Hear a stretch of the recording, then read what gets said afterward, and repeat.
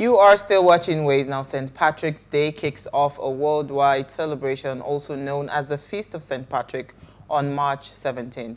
Many will wear green in honor of the Irish and decorate with shamrocks. Now, according to law, the wearing of the green tradition dates back to story written about St. Patrick in 1726. St. Patrick used the shamrock to illustrate the Holy Trinity and wore green clothing. And while the story is unlikely to be true, many will revel in this Irish heritage and eat traditional Irish fare as well this day.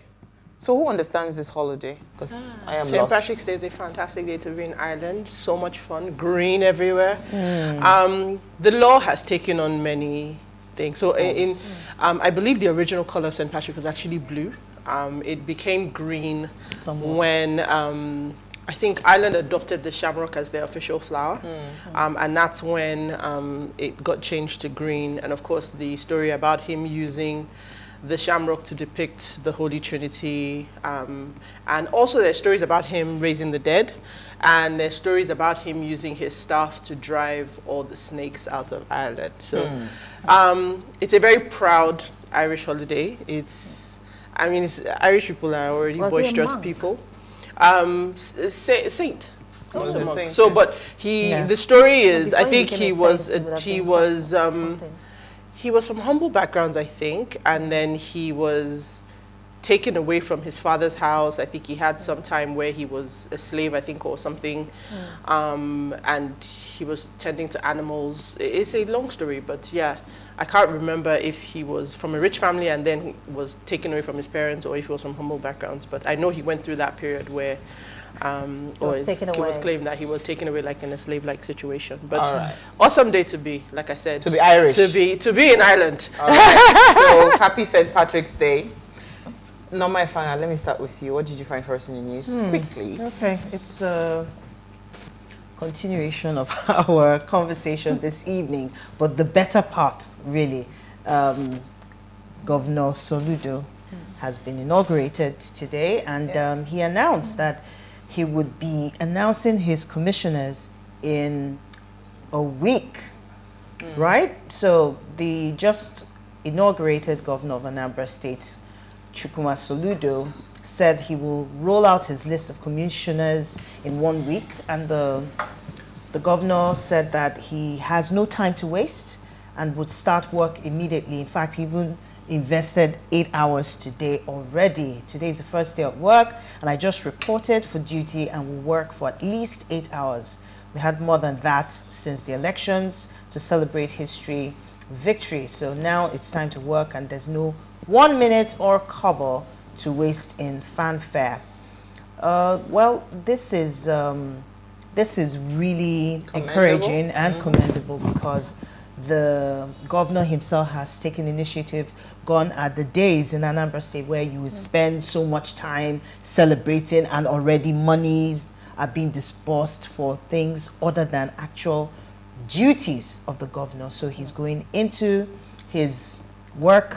He's ready to work. He says in a week he's going to announce his cabinet members. So is it possible, on a lighter note, that was why there was no much attendance on the reception for the outgoing it was even, I surfed through the media and I saw that people were even applauding that he was that serious, not making it grandiose in any way, just going in. That's what I'm saying, the outgoing governor did a reception. And there was really nobody, practically nobody there. So it's possible that because he went straight to work. Yes. Okay. From what I think. From what I also gathered, he was the one that actually sponsored the event himself. He said it was from his purse. He just did a quiet one. All right, so he's easy. ready.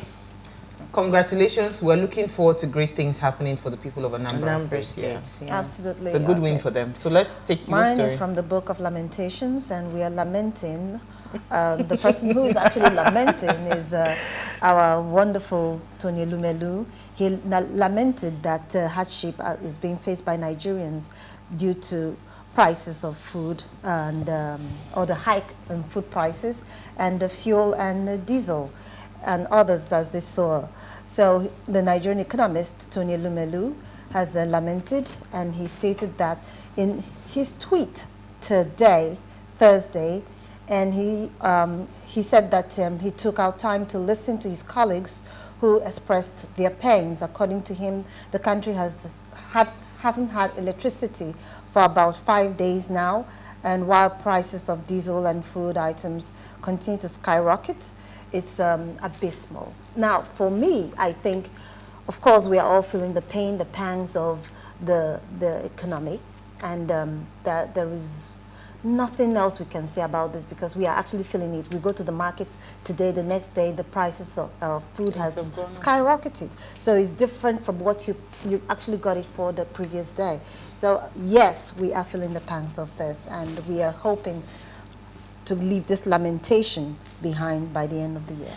Okay, on that note, Uti, your story. So, well, in line with this is a book of lamentations, I shall proceed to chapter 2, verse 1. So, my headline says, FG Halts 600 billion naira subsidy, electricity subsidy, and confirms power tariff hike.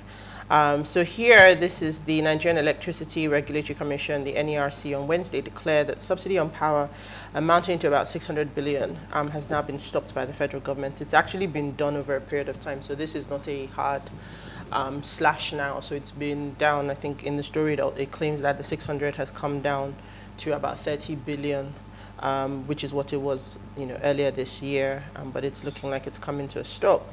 Of course, electricity tariffs were already reviewed in February, and he was informing us that electricity tariffs will be reviewed every 6 months, and any level or any kind of subsidy, I mean, I'm still referring to it, comes an agreement with the government and what they will be able to provide. I mean, the situation with power, it talks also, and that's the key reason, one of the key reasons why I took the story. Whilst they've been reducing the subsidy over the last 4 or 5 years, I said, to about 30 billion, which it is this year, we can't continue to subsidize everything. That's the first problem. And then the second thing for me was he talked about some of the reasons why the grid has collapsed twice in so many days. And one of the key things was the vandalization of the gas lines that supply gas to the GenCos. That is, I mean, a unique situation for us. Security officials, they're trying to do their jobs, but where it is us Nigerians who are vandalizing these pipes, and we're suffering the consequences. So let me give the direct consequence. Timidakolo tweeted. He said Nigeria will humble you. Life. Service apartment said they are not doing servicing again. Everybody should please get their own generator. They said cancel the contract. They said cancel the contract that says no personal generator in the facility. I mean, so we're going to be seeing more of this. Exactly. This is the direct consequence of real reality of. But I think people should just start to seriously consider putting up a proper solar system that powers everything in your house. But then how it's many? It's expensive, but in the long run, it will pay off. So when you think about it, that's like everybody now, just the way we sink boreholes for water, we do. How many people can afford it? Well, and the question for me is, look, this, maybe now that the diesel situation is happening, and this is going to bite every single person, no matter how much money you have, you will feel it in some way, shape or form. Maybe we'll start to look at this sector and see how critical, because it cannot be that with the amount of experts, even if you say Nigeria doesn't have experts, you can bring in people, to wake up our refineries, cannot be this difficult. In a country surrounded by an ocean, there is hydro. Everything. In some parts where we have wind, I mean, there's so much renewable energy. We can actually harness all forms of electricity. Exactly, and then we actually now have gas. So. The story that we keep saying that we don't have power, like, it's ridiculous. We're so over it. Let me quickly take my story, but we don't have time. Okay. I want to discuss SLAP. Delsu backs out of ASU strike, resumes classes. The Delta State University, Abraka, has backed out of the ongoing Academic Staff Union of University strike, as the institution's management also directed the students to immediately return for academic activities. Now, I like this particular story because I am a a product of Alumni. their They're school. so allowed. And I know that whilst this guy was governor, what's his name now? I forget his name. Ibori. Ibori James was governor. Ibori. He made sure that 4 years was 4 years. So I did not spend an extra day in school. Yes, when I was in school, there was still ASU strike, but we were never part of it.